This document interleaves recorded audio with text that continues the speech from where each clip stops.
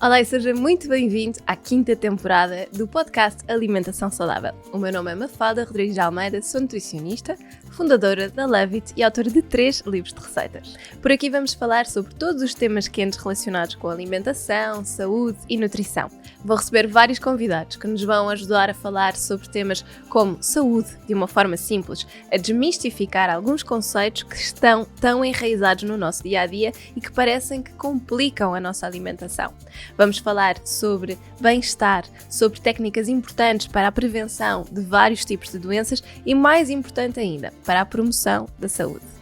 Quero que este podcast venha simplificar a alimentação e ajudá-la a ter as ferramentas para ter um dia-a-dia mais simples, nutritivo e completo. Olá e sejam muito bem-vindos a mais um episódio do nosso podcast. Hoje vamos falar um bocadinho sobre alimentos que podem melhorar o humor, porque a verdade é que nós muitas vezes andamos assim mais rabugentos e é uma das queixas que muitas vezes se ouve quando andamos a fazer uma alimentação que seja se calhar um bocadinho mais para emagrecer ou alguma dieta. Há muitas pessoas que ficam com dor de cabeça, rabugentas, dizem que têm aquela neura da dieta. Bem, eu acho que por um lado isso começa logo pelo facto de a pessoa que está a fazer esse processo, primeiro poderá estar a fazer uma dieta que seja muito restritiva e, portanto, de facto tem aquela neura de não poder comer as coisas que realmente gosta. Por outro lado, pode estar a ter uma alimentação que é muito pobre, sobretudo em hidratos de carbono. E isso no início de facto dá uma grande quebra de energia e assim aquele mau humor característico das dietas. É uma coisa que eu não gosto nada e que digo logo sempre às pessoas que quando nós começamos, esse não é o objetivo. Nós temos que nos sentir bem, em pleno, termos cada vez mais energia e sentirmos cada vez melhores e não o contrário. Pelo menos quando começamos não é suposto haver esse efeito quase de ressaca, não é? Aquela rabugice inicial.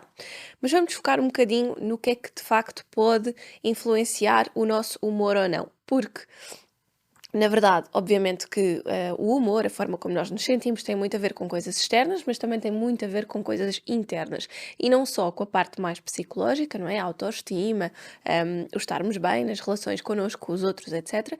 Mas tem muito a ver também com uma componente fisiológica. Isto porquê? Porque é no nosso intestino que muitas destas coisas se processam. Claro, vocês já sabem, intestino é a minha praia. E de facto o intestino é uma das zonas onde se produz mais a serotonina.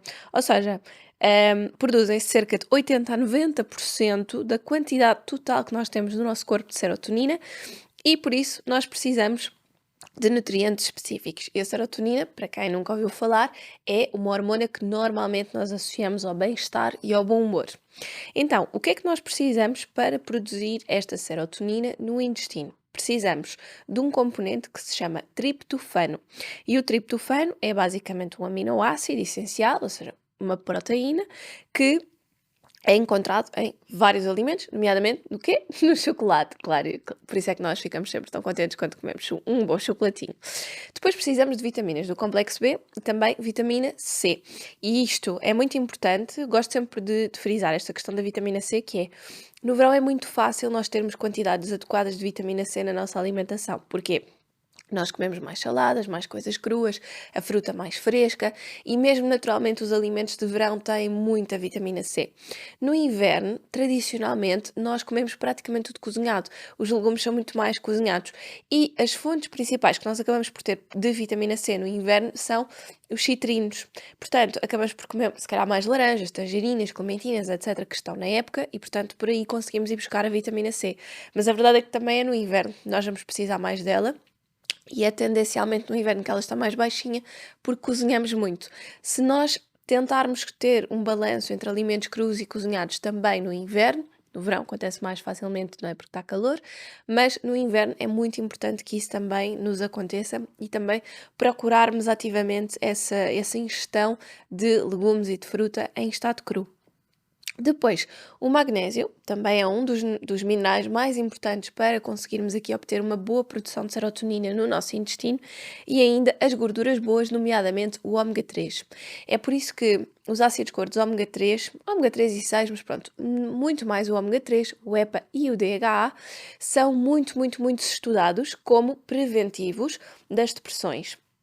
Isto acontece muito, por exemplo, no caso de uma depressão pós-parto, em que naturalmente já se usa muito uma suplementação e vocês vão reparar, eventualmente, se tiverem estado grávidas ou se procurarem estar ou se estiverem agora, vão ver que a maior parte dos suplementos para a gravidez contêm já DHA, não só no sentido de ajudar a um bom desenvolvimento do bebê e durante a gravidez também, mas muito como preventivo das depressões pós-parto. E mesmo os suplementos de amamentação também contêm ácidos gordos ômega 3. Isto porquê? Porque é normal haver aqui algum desequilíbrio, seja a nível hormonal, seja na nossa flora intestinal. E acontece muito, eu recebo muitas mães que tiveram cesarianas, por exemplo, e após uma cesariana é muito, muito, muito frequente haver um desequilíbrio intestinal, nomeadamente aquilo que nós chamamos uma SIBO, que é por causa de toda a cirurgia, daquilo que foi necessário fazer, do corte dos órgãos, da regeneração, etc. Há um sobrecrescimento bacteriano no intestino, em que não era suposto estarem aquelas colónias de bactérias naquela zona do intestino, e isso vai fazer com que de repente, aquela mulher acaba por se sentir que está constantemente com a barriga inchada, não metaboliza bem os alimentos, parece que tem de repente intolerâncias que nunca teve, e ali num período pós-cesariana, às vezes não é logo logo, mas 2, 3, 4 meses depois da cesariana, começa-se a sentir cada vez mais. Porquê? Porque como este sobrecrescimento se foi desenvolvendo, não é? As reações cada vez foram sendo piores e, portanto, é muito importante fazermos uma recuperação da nossa flora intestinal. Então, estão a ver os impactos todos que podem ter, não é? E se houver de facto esta SIBO, há uma probabilidade maior de haver aqui um desequilíbrio na produção de serotonina e daí que possa haver mais os chamados baby blues, não é? Uma depressão pós-parto ou até desequilíbrios no sono, desequilíbrios, por exemplo, uma queda de cabelo muito acentuada, na amamentação, N coisas, como sabem que o intestino pode impactar. Então temos aqui uma série de fatores que são importantes, portanto é importante haver um conjunto de vitaminas, de minerais, ácidos gordos ômega 3 que nós vamos ingerindo e que estejam presentes no nosso intestino para que de facto esta produção de serotonina esteja a níveis adequados e nós nos conseguimos sentir bem. Fisiologicamente, pelo menos, estamos a produzir a quantidade de serotonina que precisamos para nos sentir bem. Claro que isto depois depende muito do nosso estilo de vida e o stress vai afetar muito isto. Se nós não dormimos bem, também afeta a nossa flora intestinal, o que vai afetar a produção de serotonina. Portanto, isto é tudo muito um ciclo vicioso. E como vos digo, não é? A felicidade, o humor dependem de vários fatores, mas fisiologicamente isto é o que nós precisamos.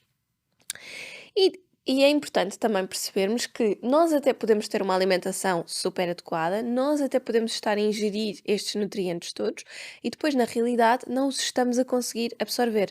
Mais uma vez, porquê? Porque se a nossa flora estiver desequilibrada, a flora intestinal tem um papel tão importante aqui nesta questão da produção e da absorção dos nutrientes, que se a nossa flora intestinal estiver com esta tal SIBO, ou se tivermos uma doença de Crohn, ou mesmo uma doença celíaca que não esteja bem tratada, ou alguma colite, ou algum desequilíbrio digestivo, um síndrome do cólon irritável que não esteja controlado, há uma probabilidade muito grande de nós até estarmos a ingerir os alimentos ou os nutrientes, mas não os conseguirmos absorver. Portanto, eles são eliminados nas fezes. O que, por outro lado, também faz com que as nossas bactérias da flora não estejam nutridas e, portanto, que haja uma diminuição da produção de serotonina. Okay? Por isso é muito importante que o intestino esteja feliz para que nós possamos estar felizes também. Acho que é sempre uma relação que eu gosto de explicar. A dopamina e a noradrenalina são produzidas com a ajuda de outro aminoácido, que é a tirosina. Tal como a serotonina precisa de triptofano, a noradrenalina e a dopamina precisam daqui da tirosina, que nós encontramos sobretudo em alimentos como as leguminosas, no feijão, no grão, nas lentilhas, também nos frutos secos, na castanha, no amendoim, em algumas nozes, em peixes mais gordos como o salmão, como o atum, a cavala, em carnes magras, no leite e em alguns derivados de leite. Portanto, aqui já temos um espectro um bocadinho maior, é mais fácil nós termos aqui a tirosina sempre a entrar para nos ajudar a produzir dopamina e noradrenalina. E se repararem, é comum uma pessoa ficar mais irritada e rabugenta quando está com fome, porque a alimentação e o bom humor possuem uma linha muito próxima. E a explicação disto, de facto, é o nosso instinto de sobrevivência. Ou seja, quando nós estamos com fome, o nosso organismo associa este facto a uma escassez de nutrientes. Logo, quando o nosso corpo entende que é necessário estar mais agressivo, nós podemos estar neste sinal de ameaça de escassez de alimento. Ou seja, quando começamos a ficar mais irritadiços, com mais necessidade de responder rispidamente, digamos assim, normalmente é um sinal de que podemos estar ou com fome ou com sede. Pronto. E fisiologicamente é uma coisa que se explica muito assim, por isso é que vos dizia que no início há muito uma rabugice associada às fases iniciais de dietas muito, muito restritivas. As mudanças de hábitos alimentares também podem influenciar o nosso humor, seja por causa destas ditas dietas restritivas, seja porque nós podemos estar a fazer uma alimentação que seja mais desadequada, portanto, alimentos mais processados ou alimentos que possam ter um cariz mais inflamatório, portanto, mais açúcar, mais glúten, mais leite, mais álcool, e isso tudo vai desequilibrar a nossa flora intestinal e, portanto, desequilibrar aquela absorção dos nutrientes que vos falava há pouco. A ingestão de hidratos de carbono presentes nos alimentos que são considerados assim um bocadinho mais apetitosos também vai levar ao aumento dos níveis de insulina, que vão ajudar à eliminação dos aminoácidos em circulação, ou seja, do triptofano que nós precisamos tanto e da tirosina também. Portanto, quando nós comemos muitos hidratos de carbono, assim provenientes daquelas gulodices, dos bolos, das bolachas, dos produtos de pastelaria, etc. O que vai acontecer, muito açúcar também, o que vai acontecer é que nós vamos acabar por não estar a conseguir absorver tão bem os aminoácidos que nós precisamos para produzir a nossa serotonina, a nossa dopamina e a nossa noradrenalina. Isto significa o quê? Que quando nós temos uma alimentação mais rica em hidratos de carbono mais simples e não nos alimentamos tão bem, há uma probabilidade maior de termos aquela satisfação momentânea de comer um bolo numa pastelaria, não é? Agora estou aqui a ficar aguada só de pensar naqueles palmiers recheados com doces de ovos, que eu adoro. Mas, de facto, há uma probabilidade maior também de esse pico de felicidade momentânea após o consumo daquele alimento depois se transformar numa diminuição, de uma forma geral, das nossas hormonas, ou da produção das nossas hormonas, que nós precisamos para nos sentirmos bem. Então isto é quase, é uma espécie de contrassenso, não é? Nós pensamos, ok, eu vou consumir este alimento que neste momento me vai dar imenso prazer e nós associamos muito isso àquela coisa do fim do dia, foi super difícil, estamos muito chateados e pensamos, ok, eu mereço isto, eu vou comer este bolo porque hoje foi um dia super difícil. Dá-nos um prazer momentâneo, mas não vai contribuir para que ao longo do tempo nós consigamos estar a produzir as hormonas que nós precisamos para nos sentirmos bem. E então é um bocadinho estranho, não é? Porque na realidade nós procuramos aquilo para ter um conforto e para nos sentirmos felizes, com energia, se calhar até para superar um desafio, porque nós até podemos estar a fazer num trabalho, imaginem, uma coisa que nós gostamos imenso, mas é um trabalho desafiante e exigente e portanto nós vamos procurar esse conforto. Só que depois, na realidade, ao longo do tempo e a longo prazo, não estamos a conseguir produzir as nossas hormonas de bem-estar que nos suportem aquela ideia de, ok, estar neste trabalho é uma coisa boa, eu gosto de estar aqui, isto simplesmente está a ser exigente, não é? Porque nós estamos a dar ao nosso corpo sempre coisas que fazem com que nós não consigamos ter essa clareza do ponto de vista fisiológico. Então eu acho que é muito interessante nós percebermos como é que a ciência neste aspecto é tão inteligente, não é? Como é que nós já conseguimos perceber que a nossa alimentação, quando é muito desadequada, quando é uma alimentação muito processada, pode fazer de facto com que nós sejamos mais infelizes. Não necessariamente por realmente a nossa envolvência ser infeliz, mas porque nós não conseguimos ter a capacidade de produzir aquilo que precisamos para sermos felizes. Isto é tão giro. Desculpa, eu acho mesmo que é engraçado. E acho mesmo que é giro nós percebermos que vai muito além da saúde cardiovascular, que vai muito além de sermos gordos ou magros, não é? Tem muito a ver com também aquilo que nós estamos a nutrir o nosso corpo para fazer com que nós consigamos nutrir a nossa saúde mental. E numa altura, isto já se fala de saúde mental há não sei quanto tempo, não é? Mas eu acho que cada vez é mais importante nós desbravarmos este terreno.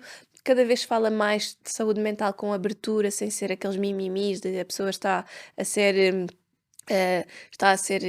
demasiado mimada ou exigente ou o que for, e cada vez se normaliza mais a conversa sobre a saúde mental e nós precisarmos deste apoio. E então, de facto, quando nós podemos ter uma alimentação que vamos fazendo pequenas mudanças, vamos deixando estes alimentos mais processados, vamos tornando a alimentação mais rica em fibras, com mais legumes, etc., nós conseguimos fazer com que, se calhar, o tratamento que estamos a fazer em psicoterapia vá ser complementado com aquilo que nós precisamos a nível fisiológico para que haja de facto uma recuperação e que nós consigamos de facto começar a atingir níveis de saúde mental. Não é? Portanto, é muito interessante realmente nós percebermos o impacto que estas coisas podem ter. Outra coisa que também vos queria falar é que os neurotransmissores, ou seja, aquele no fundo que nos ajuda a ter capacidade de raciocínio, de resposta aos diferentes estímulos, etc., são formados a partir de vários nutrientes. E os principais substratos estão nos aminoácidos. E que é, mais uma vez, como aquilo que vos dizia, não é? Os aminoácidos são, no fundo, quando nós comemos muitos hidratos de carbono, acabamos por não estar a conseguir absorver ou reter tantos aminoácidos como nós gostaríamos. Portanto, nós até podemos ter uma alimentação tem estas fontes de aminoácidos, mas acabamos por ter também muitos processados e isso prejudica claramente a nossa produção de neurotransmissores. E o triptofano é um aminoácido essencial para sintetizar aqui a nossa serotonina, como vos dizia há pouco. Isto significa o quê? Que além do chocolate, que é um dos alimentos que normalmente se associa assim mais ao bom humor, nós vamos buscar também este triptofano a alimentos como a banana, como alguns peixes, como o grão de bico, a carne de frango, os ovos, o abacate, os cajus, as cerejas, as amêndoas, e portanto temos aqui uma série de alimentos que nos podem fornecer este substrato para a nossa felicidade. Eu adoro cerejas, portanto, normalmente associo sempre a cereja quase a ser uma guloseima como aos chocolates, mas, por exemplo, banana é uma coisa que facilmente consumo de forma diária, os ovos também, o peixe também, ou o grão, portanto, é fácil nós irmos buscar a nossa alimentação, alimentos que podemos ter regularmente e que nos estão a trazer este triptofano para que nós consigamos produzir a dita serotonina e sentirmos também mais felizes. Mas hoje o meu objetivo de facto era falar-vos aqui de 10 alimentos que nós devemos então incluir na nossa alimentação para ajudarem a melhorar o nosso bom humor. Já perceberam toda esta implicação? Acho que nem vale a pena bater mais no ceguinho de que se o vosso intestino continua a dar sinais de que não está bem, barriga constantemente inchada, um trânsito intestinal irregular, ou às vezes mais preso, ou às vezes com diarreias, ou sempre preso, ou sempre com diarreias, se vocês sentem cólicas, dores, coisas que não mostram saúde intestinal, então isto pode estar a prejudicar o vosso bom humor e a vossa sensação de felicidade ou percepção de felicidade. Tirando isso, vamos lá falar aqui de 10 alimentos que nós devemos de facto incluir para ajudar a promover esta sensação. Então, como falávamos há pouco, o ômega 3 é super importante. Onde é que nós os vamos buscar? Alguns peixes, nomeadamente aos peixes mais gordos, a cavala, a sardinha, que normalmente, se vocês pensarem, cavalo e sardinha são peixes do verão. Como é que nós fazemos para ir buscar estes nutrientes aos outros, ao peixe, durante o resto do ano? Se calhar temos que procurar outros peixes gordos, como o salmão e o atum, sendo que se eles forem de aquacultura, muitas vezes não têm praticamente ômega 3, então geralmente as fontes de ômega 3 que eu prefiro até recomendar, embora obviamente tenham um perfil diferente, não tenham uma absorção tão boa, etc., mas são fontes muito boas, que são as sementes e os frutos secos. Então, nós podemos ir buscar, sobretudo, as sementes de linhaça, estes ácidos gordos ômega 3, que são assim das melhores fontes, e as sementes de linhaça vocês podem incorporar, por exemplo, podem comprar as sementes inteiras e colocam-nas em batidos, por exemplo, em que facilmente elas acabam por ser trituradas, batidos de fruta com legumes, etc., ou mesmo smoothie bowls. Podem colocá-las, por exemplo, triturar no momento, ou se vocês fizerem, por exemplo, a massa das panquecas numa liquidificadora, põem as sementes lá dentro inteiras e fazem a massa das panquecas como se fosse quase uma farinha, não é?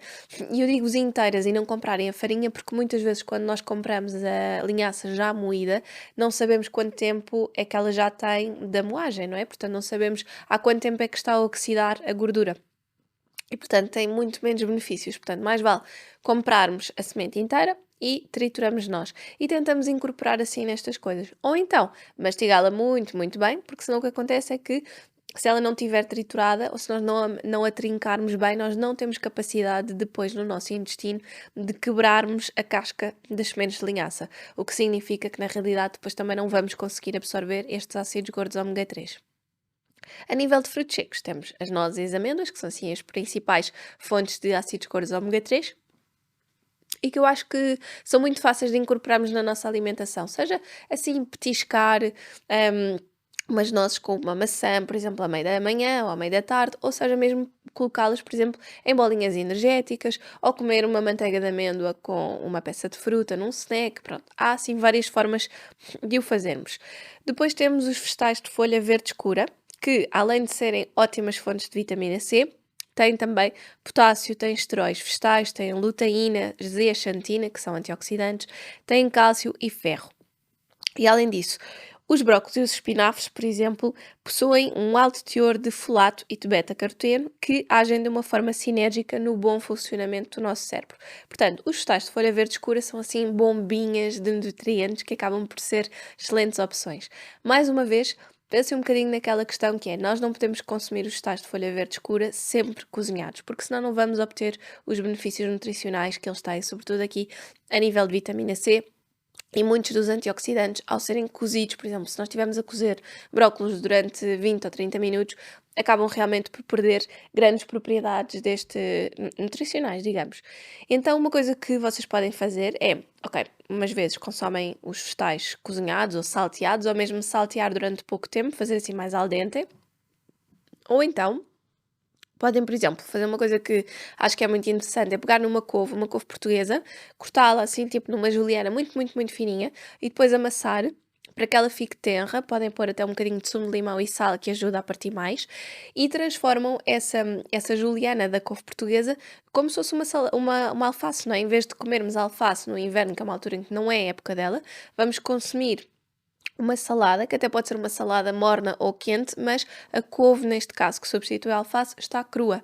E, portanto, isso pode ser logo uma forma de nós termos ali uma concentração grande e poderosa de antioxidantes, sem estarmos a sujeitá-los à temperatura que vai acabar por degenerá-los. Então, acaba por ser uma utilização estratégica e inteligente.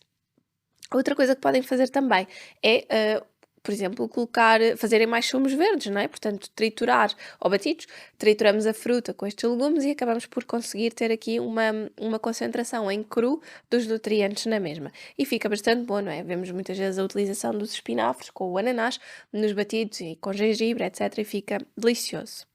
Depois temos o chocolate, claro, isto são as boas notícias. Agora, o triptofano é produzido e encontra-se sobretudo no cacau, portanto, não estamos a falar de bombons de chocolate, estamos a falar de cacau puro, que é uma coisa que é super fácil de incluirmos no nosso dia-a-dia.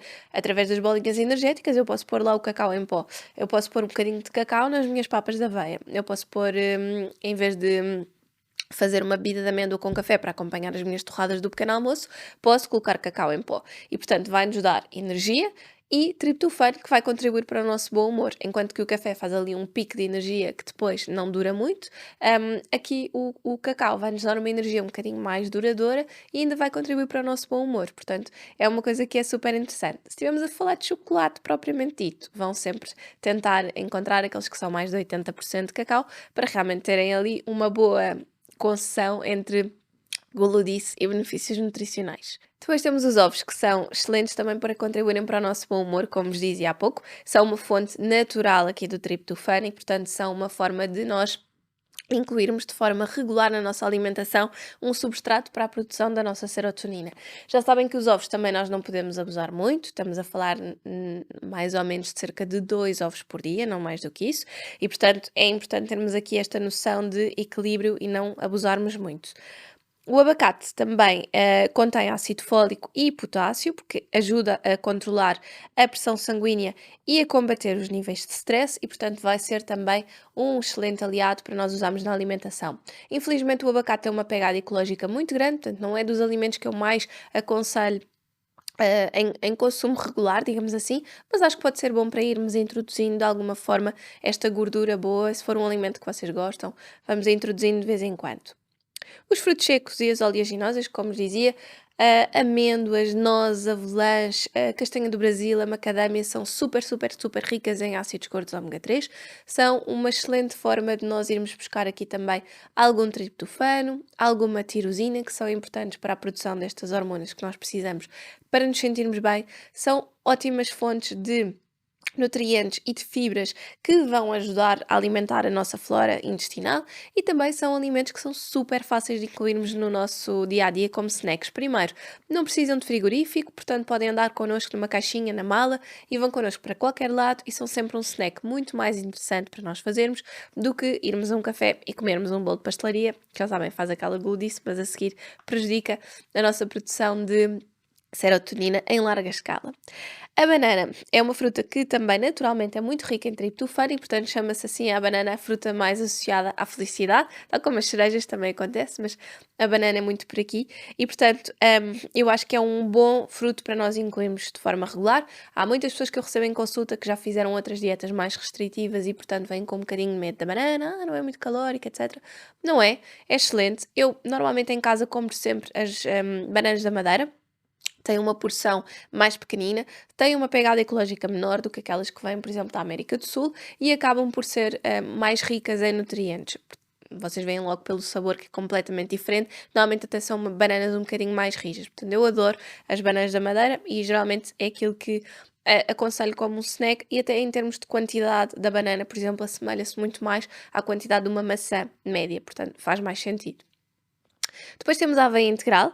A aveia integral também é muito rica nos chamados beta-glucanos, que vão ser basicamente fibras que ajudam a manter um equilíbrio da nossa flora intestinal. E também contém vitaminas B e E, que ajudam aqui ainda no combate à ansiedade e à depressão. E também vão ajudar, lá está, a que se o nosso intestino esteja bem, já sabem que temos uma probabilidade maior de nós nos sentirmos bem também. Depois temos as lentilhas e as leguminosas de uma forma geral, mas de facto as lentilhas são aquelas que têm uma maior riqueza aqui em triptofano, mas mesmo que seja o grão de bico, o feijão, etc., eu acho que acaba por ser super interessante. Lembrem-se sempre que as leguminosas devem ser compradas em seco e demolhadas durante 24 horas e depois cozidas em casa. Isto vai não só fazer com que sejam mais fáceis de digerir, como também vamos eliminar os chamados antinutrientes que não nos vão deixar ter uma absorção ótima de todo o potencial nutritivo que as leguminosas têm. Então eu acho que é sempre importante nós conseguirmos ir aqui fazer este equilíbrio. E depois temos ainda a categoria de alimentos que são os laticínios.